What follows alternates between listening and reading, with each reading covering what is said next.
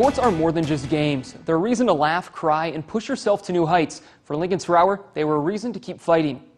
It's loud.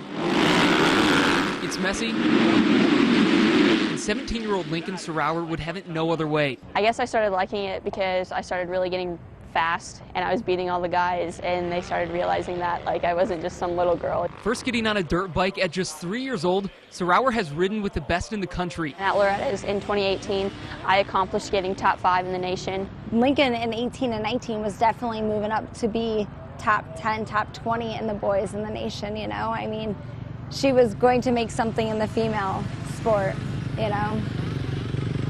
But things happen. I was on the inside of a sand sweeper and he was on the outside, and I kind of got swapped a little bit and my whole body got on one side of the bike. He just had no room to stop, and since my bike shot off to the other side of the track, he just pinched me right into my bike. Sarauer crashed during a practice in April of 2019, severing ligaments in her back and ripping open organs in her abdomen. With her life in jeopardy, she was airlifted to the hospital and rushed into surgery. We were told it was going to be a 2 to 4 hour surgery, and it was almost an 8-hour surgery.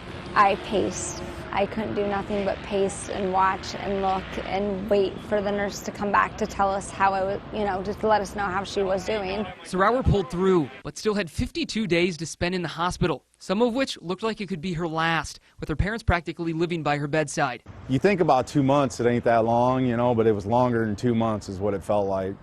Felt like an eternity at times. Initially, doctors doubted if Sarauer would walk again, but she didn't give in. And for a 16-year-old used to living in the fast lane, recovery was slow. We walked 2 blocks, we walked 3 blocks. You know, the more and more she walked, the more and more it was better for her, the more and more she got stronger. The fight to reclaim her life was hard, but the family wasn't in it alone. The motocross family, including the people at Spring Creek and Millville, made sure to do their part. They helped me so much when I actually had my accident. They held a benefit for me and raised money so it would, you know, help some of the medical bills. They were all here for us. I mean, if it wasn't for everybody, we wouldn't be where we were today. Driving her to get her mind and body back into shape wasn't just the will to regain her independence, but the hope to get back on the bike. Honestly, 16 years of my life, the only thing that's really pushed me was riding a dirt bike to, you know, have goals and continuously reach them, set new goals.